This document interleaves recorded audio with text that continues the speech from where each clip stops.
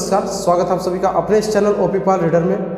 दोस्तों मैं ओम प्रकाश पाल आज आप सभी के बीच लेकर के आया हूँ क्लास 10 की मैथ बुक जो कि एनसीईआरटी पैटर्न पे आधारित है, उसमें का चैप्टर 8 जिसका नाम है ट्रिग्नोमेट्री।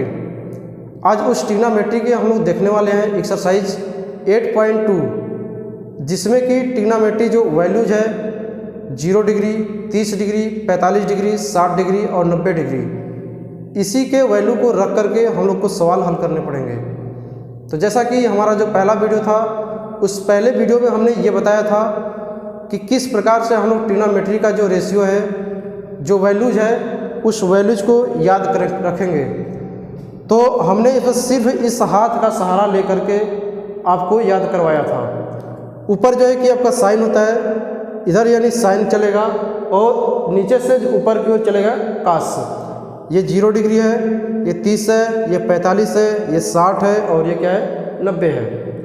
तो उस अंगुली की सहायता से हम लोग ट्रिग्नोमेट्री का जो भी वैल्यू है, जो भी कोड है, उस कोड को बहुत ही आसानी से याद किए थे। आइए उसकी सहायता लेकर के हम लोग एक्सरसाइज 8.2 को स्टार्ट करते हैं। जो मेरा पहला क्वेश्चन है वह यह है कि निम्न के मान ज्ञात कीजिए। तो आपको यहाँ पे करना क्या होगा, पहला चीज साइन 60 कास 30 साइन 30 कास 60। तो जो साइन 30 या फिर कास साइन कास के फॉर्म में कोई भी वैल्यू दिया हो, आप सीधे हाथ करेंगे, इस हाथ पर लेकर के आप लोग सवाल को हल कर सकते हैं। तो जैसे आपका पहला क्वेश्चन दिया है साइन 60 है, कास 30 प्लस साइन 30 कास 60 है।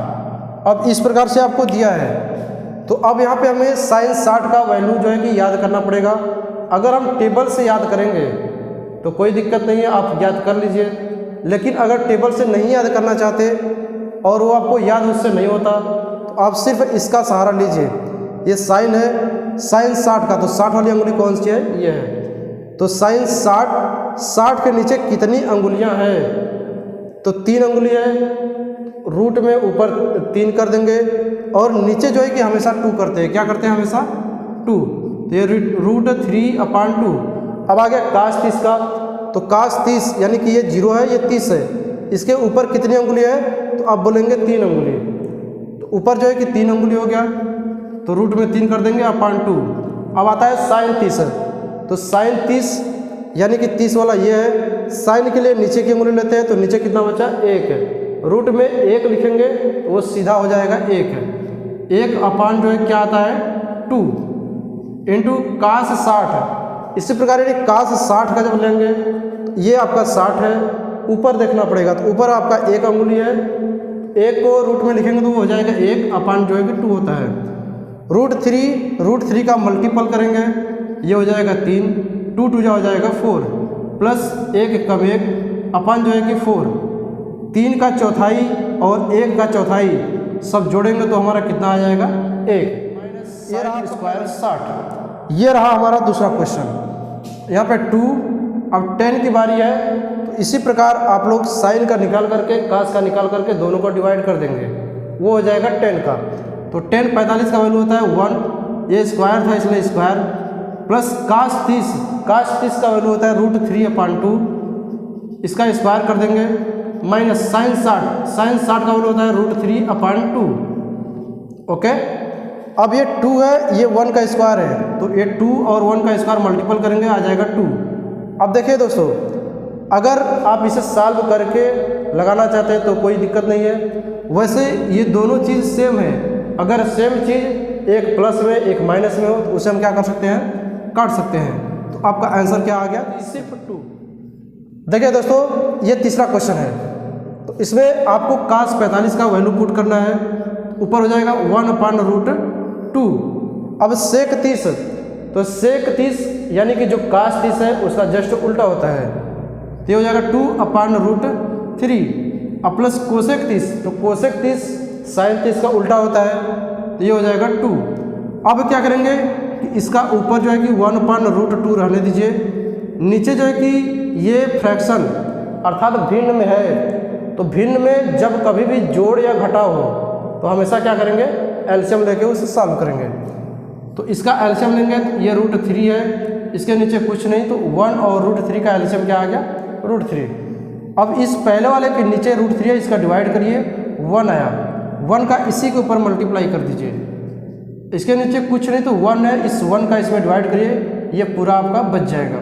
इसका इसके ऊपर मल्टीप्लाई कर दीजिए तो हो जाएगा 2√3। अब जो है ऊपर के नीचे जो है वो आएगा नीचे, और जो नीचे के नीचे है वो चला जाएगा ऊपर। तो इसको हम लोग लिख सकते हैं कि √3 अपान जो है √2, और ये हो जाएगा मेरा 2 + 2√3। तो देखिए दोस्तों, आप लोग को एक चीज़ समझना होगा कि जब कभी भी आपका अपान में रूट आता है तो हमेशा आपको प्रमेयीकरण अर्थात रेशनलाइज करना पड़ेगा। इसलिए करना पड़ता है कि नीचे से आपका जो रूट है उसको हटाना है। तो इस सिचुएशन में पहले आप इसका इन दोनों में मल्टीप्लाई कर दीजिए। जब इसका इन दोनों में मल्टीप्लाई करेंगे तो ये हो जाएगा आपका 2√2, और प्लस इसमें जब करेंगे तो 2√6 हो जाएगा। अब हम इसका करेंगे क्या चीज़, रेशनलाइज अर्थात प्रमेयीकरण। तो नीचे का जो चीज़ है उसी को लिखेंगे, बस साइन आपका चेंज हो जाता है।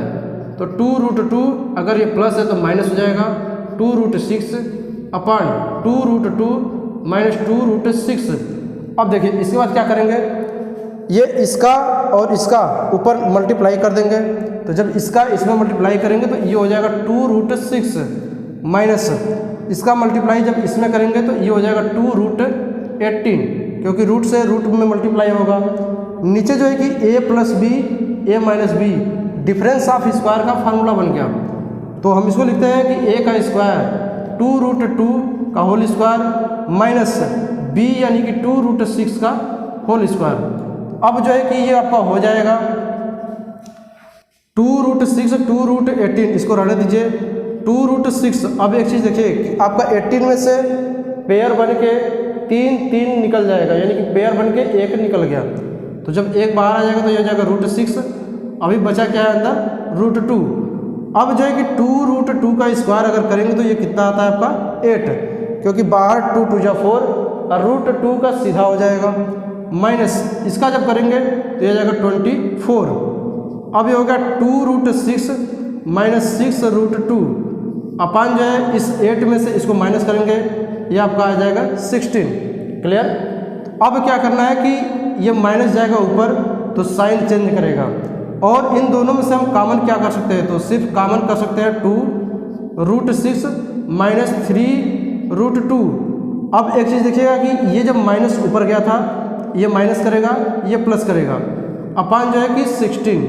हम सिर्फ 2 इसलिए कॉमन ले रहे हैं कि ये 2 जो है कि इसको काटेगा। क्लियर।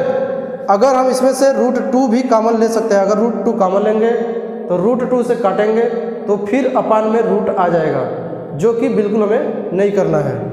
अब आपको करना क्या है कि जो प्लस है उसको आगे लिखिए, 3√2।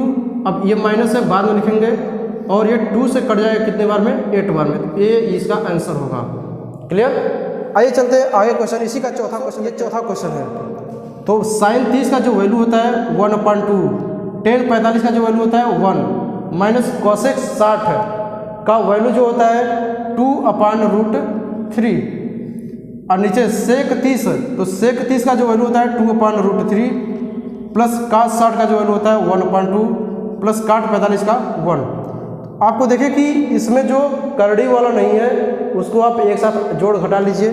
तो ये हाफ है और ये 1 है, दोनों मिलाएंगे तो कितना हो जाएगा, 1.5 अर्थात 3/2।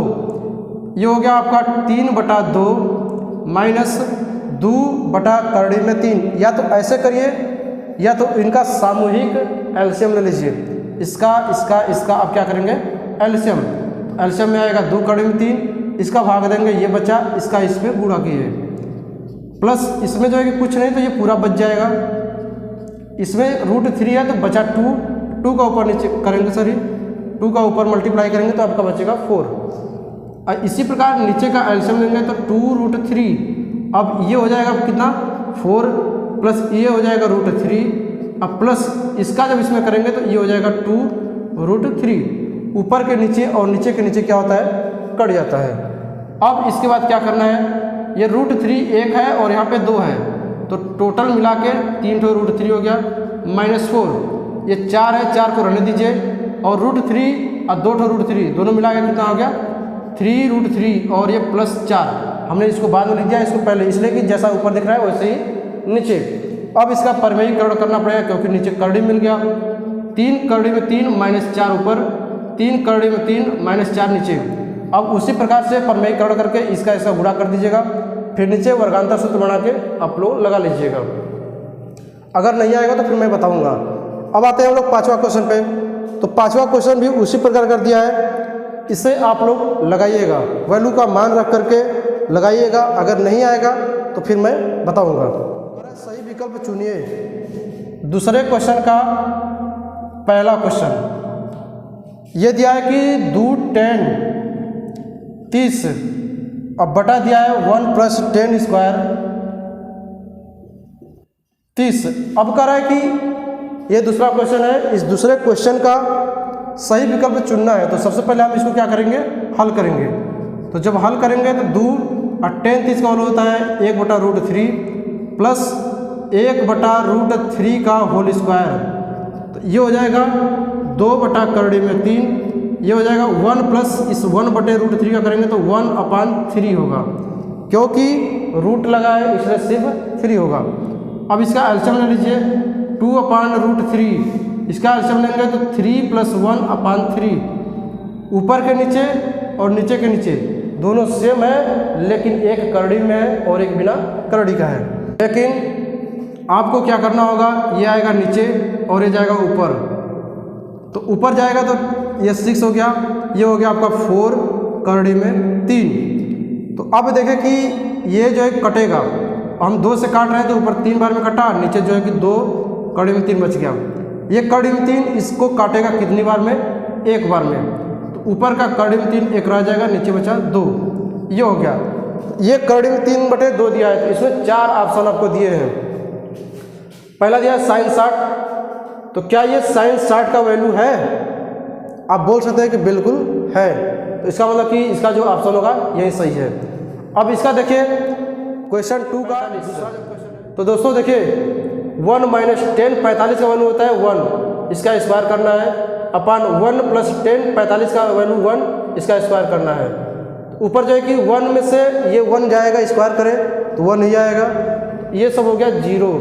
अपन जो है कि नीचे आपका आ जाएगा 2। तो 0 में किसी भी संख्या से अगर भाग देते हैं तो उसका वैल्यू 0 होता है। ये हो गया आपका 0। अब देखिए इसमें कौन सा ऑप्शन 0 दिया है, यानी कि ये डी वाला ऑप्शन आपका क्या है, सही है। आइए देखते हैं आगे क्वेश्चन नंबर 2 का तीसरा क्वेश्चन। 2 sin A, तो A होगा यानी 0 डिग्री का मान होगा, या 30 का होगा, या 45 होगा, या 60 होगा। तो बस आपको इसमें करना क्या है, तीसरा वाले में आपको दिया है कि sin 2A बराबर 2 sin A। तो A का मान क्या होगा, जो इसका मान दिया है उसी को उठा के इसमें रख दीजिए और देखिए कि क्या दोनों पक्ष इक्वल आता है।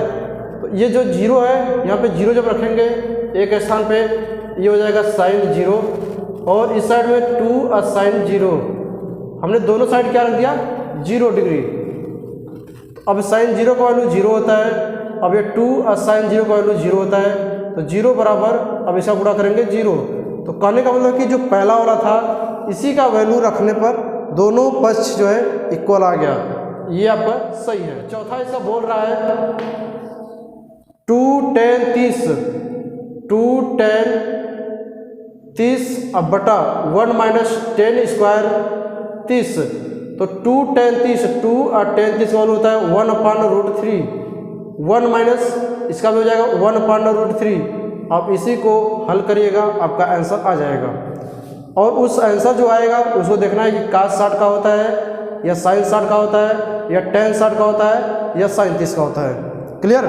अब जो आपका तीसरा क्वेश्चन है ये बहुत ही मज़ेदार क्वेश्चन है, ऐसा ही क्वेश्चन आपका एग्जाम में तीसरे क्वेश्चन को। तीसरा क्वेश्चन हमारा ये है, यदि 10A-B, सॉरी पहले आपका ये प्लस है, 10A + B बराबर करड़ी में 3 दिया है, ठीक है। और जो दूसरा आपका दिया है 10A - B बराबर 1/करड़ी में 3, ये चीज़ आपको दिया है। कह रहा है कि 0 डिग्री ये लेस है यानी कम है, ए प्लस बी से मिलाने के बाद ए प्लस बी से 0 डिग्री कम है। कहने का मतलब कि जब भी ए प्लस बी का वैल्यू होगा 0 से अप आएगा। फिर जो दिया है ए प्लस बी कम है या फिर इक्वल है 90 के, तो इसका मतलब ये हुआ कि आपका जो ए प्लस बी का वैल्यू है वह 0 से ज़्यादा आएगा, 90 भी हो सकता है या फिर 90 से कम भी हो सकता है। तो अब इसको सॉल्व करते हैं, ए और बी का वैल्यू निकालते हैं। तो दोस्तों tan के लाइन में करड़ी में 3 किसका वैल्यू होता है? आप बोलेंगे कि 60 का। कितने का होता है? 60 का। a plus B is equal to tan 60। तो दोस्तों देखिए यहाँ पर क्या होता है कि दोनों साइड में tan है, तो ये tan कट जाता है, लेकिन सिर्फ माइंड में कटेगा। इसे आप ऐसे काट नहीं सकते, जैसे आप गुणा भाग में काटते हैं वैसे नहीं काट सकते। दोनों साइड से tan चला जाएगा। अगर आपको जानकारी लेना हो तो इस पर कमेंट करिएगा, मैं इसके बारे में जानकारी दूंगा कि क्यों नहीं काटते हैं और काटते हैं जो गुणा भाग में तो वो क्यों काटते हैं, इसका दोनों का अंतर मैं बताऊंगा। तो tan आपका यहाँ से गायब हो जाएगा। a plus B is equal to 60, ये हो गया समीकरण 1 है। अब इसी प्रकार इसको लेते हैं, यह हो जाएगा आपका tan a minus B. tan के लाइन में 1 कड़ी में 3 किसका होता है? tan 30 का। tan दोनों साइड से गायब हो गया। a माइनस बी बराबर 30, समीकरण हो गया 2।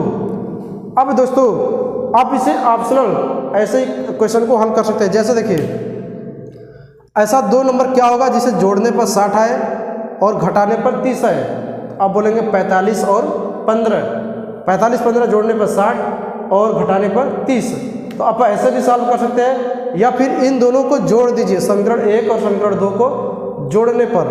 तो जब जोड़ेंगे तो ये b से b प्लस माइनस है, ये कट गया। यहाँ पर लिखेंगे समीकरण 1 प्लस समीकरण 2 से, तो बायां से बायां जुटेगा और दाहिना से दाहिना जुटेगा। तो b प्लस माइनस का कट गया, a और a कितना हो गया? 2a। 60 प्लस 30 कितना हो गया? 90। ये 2 जाएगा बटे में, a बराबर आ गया आपका कितना? 45। 90 बटा 2 45। अब इस a का मान किसी में भी रखिए, चाहे इसमें रखिए चाहे इसमें रखिए। तो इसमें जब या फिर इसमें रखेंगे तो b का मान हो जाएगा कितना? 15 आ जाएगा। ये हो गया 15। बस यही निकालना था। आइए अब इसका हम लास्ट देखते हैं। देखिए दोस्तों इसका लास्ट क्वेश्चन जो आपका है वो सत्य असत्य और पुष्टि करना है आपको, उसको जस्टिफाई भी करना है कि ये कैसे होता है। पहला दिया है sine a plus B is equal to sine a plus sine B. लिख सकते हैं कि नहीं? तो ये क्या है? बिल्कुल असत्य है। कैसे है? अब इसका पुष्टिकरण कर रहे हैं। चौथा का पहला ये हम कर रहे हैं पुष्टिकरण अर्थात जस्टिफिकेशन। अब देखिए कि जस्टिफिकेशन में हम ले रहे हैं, पहले ये क्या दिया है? साइन a प्लस बी दिया है और इज इक्वल टू दिया है sine a plus cos sine b ही दिया है। ये क्वेश्चन दिया है चौथे का पहला। तो जस्टिफिकेशन भी देना है, तो जस्टिफिकेशन में हम लोग करेंगे 30 और जो b है वह मान लेते हैं 60। ऐसा कुछ मानिए जो दोनों साइड में वैल्यू पुट कर सके। तो ये हो जाएगा साइन 30 प्लस 60, क्योंकि a के स्थान पे 30 b के स्थान पे 60। यहाँ पे हो जाएगा साइन 30 प्लस साइन 60। साइन ये 90 हो गया, साइन 90 का वैल्यू होता है 1, साइन 30 का वैल्यू होता है 1/2 प्लस साइन 60 का वैल्यू होता है करड़ी में 3/2। 1 इज इक्वल टू इसका एलसीएम लेंगे तो 1 प्लस करड़ी में 3/2। अब दोस्तों देखिए ये क्या इक्वल है? नहीं है। ये रहा उसका जस्टिफिकेशन। आइए देखते हैं दूसरे का जस्टिफिकेशन। दूसरा जो इसका कह रहा है, चौथे का दूसरा कह रहा है कि थीटा में वृद्धि के साथ साइन थीटा में वृद्धि होती है।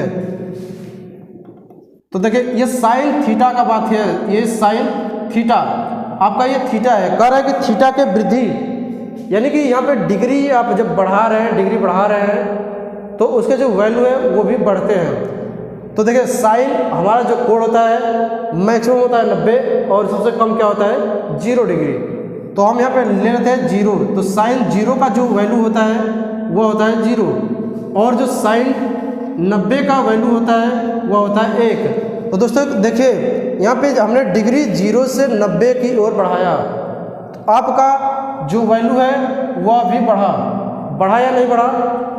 ये 0 डिग्री से हमने चलना स्टार्ट किया, उस समय वैल्यू मेरा 0 था और हम बढ़ते बढ़ते पहुंच गए 90 के पास, तो वैल्यू हमारा हो गया 1। तो इसका मतलब कि ये क्या दिया है, सत्य दिया है। आपका पुष्टि इस प्रकार से है, ठीक है। हमारा sin 0 का वैल्यू 0 होता है, sin 90 का वैल्यू 1 होता है। अब आते हैं, इसका क्वेश्चन करा है थीटा में वृद्धि के साथ cos थीटा में वृद्धि होती है। अब इसी के प्रकार देखिए ये है, तो यहाँ पे cos का बात है, यानी cos थीटा। अब हम यहाँ पे लिख लेंगे cos 0 का, पहले 0 डिग्री का वैल्यू 1 होता है, और इधर लिखेंगे cos 90 डिग्री, 90 डिग्री का वैल्यू क्या होता है, 0। हमने यहाँ पे 0 और 90 डिग्री तो बढ़ाया, सही है, कोई दिक्कत नहीं है, लेकिन जो वैल्यू है वह 1 से 0 की ओर चला गया। हमने यहाँ पे डिग्री बढ़ाया, लेकिन जो वैल्यू है वह घटने लगा। बस समझे कि नहीं? तो इसका मतलब कि ये क्या है, आपका असत्य है। आइए देखते हैं, थीटा के सभी मानों के लिए साइन थीटा और काश थीटा बराबर होता है। ये आपका साइन थीटा है और ये आपका क्या है, काश थीटा ना। आपका ये असत्य है। क्यों असत्य है? क्योंकि केवल एक ऐसा वैल्यू है, एक ऐसा एंगल है जहाँ पर ये दोनों इक्वल होते हैं, सिर्फ साइन 45 के लिए और काश 45 के लिए, यानी कि थीटा इज इक्वल टू जब 45 होगा तब के लिए, थीटा बराबर 45 तब ये इक्वल होते हैं, अदरवाइज ये इक्वल नहीं होते। तो ये यहाँ पर लिख सकते हैं आप, केवल थीटा बराबर 45 तब ये इक्वल होते हैं। ओके, आते हैं 5 बराबर 0 डिग्री पर काट एक परिभाषित नहीं है, इसको आप दिखाइए। तो क्या ये सत्य है या असत्य है? तो हम लोग देखते हैं इसको। a बराबर 0 और निकालना क्या है, काट a। तो जैसा कि हमें पता है काट a का जो फार्मूला होता है वह होता है cos a upon sin a। अब आपको a बराबर क्या रखना है, 0 डिग्री। तो यहाँ पे हमारा जो हो जाएगा काट 0 डिग्री बराबर, उसका यही निकालना है काट 0 डिग्री का वैल्यू अपरिभाषित है। तो अपरिभाषित उस समय होता है ऊपर कुछ संख्या हो और नीचे क्या हो, 0 हो। तो काट 0 इज इक्वल टू, अब काश यहाँ पे जब क्या रखेंगे, काश 0 और यहाँ पे हो जाएगा साइन 0। तो अब देखिए काट 0 डिग्री इज इक्वल टू काश 0 का वैल्यू जो होता है वह होता है क्या चीज, 1। ऊपर जो होता है, अरे सॉरी, साइन 0 का जो वैल्यू होता है ये होता है 0। तो किसी भी संख्या में 0 का अगर भाग दे उसे हम बोलते हैं अपरिभाषित, अर्थात काट 0 डिग्री इज इक्वल टू हो गया अपरिभाषित। क्या हो गया, अपरिभाषित। तो इसका मतलब कि ये सत्य दिया है। तो दोस्तों इस प्रकार से आपका जो एक्सरसाइज 8.2 था, तो आप लोगों को जो क्वेश्चन न समझ में आया हो उसके लिए आप लोग कमेंट बॉक्स में कमेंट जरूर करें, उसे मैं समझाने की कोशिश करूंगा। अब मेरा अगला जो वीडियो होगा वह होगा एक्सरसाइज 8.3, और उस 8.3 को स्टार्ट करने से पहले मैं कुछ आपको ट्रिक बताऊंगा जो कि पूरक और संपूरक का क्या, या फिर बोल सकते हैं पूरे चतुर्थांश का ही पूरा यूज उसमें होगा। तो तब तक के लिए आप लोग वीडियो का इंतज़ार करिए। तब तक के लिए नमस्कार, धन्यवाद।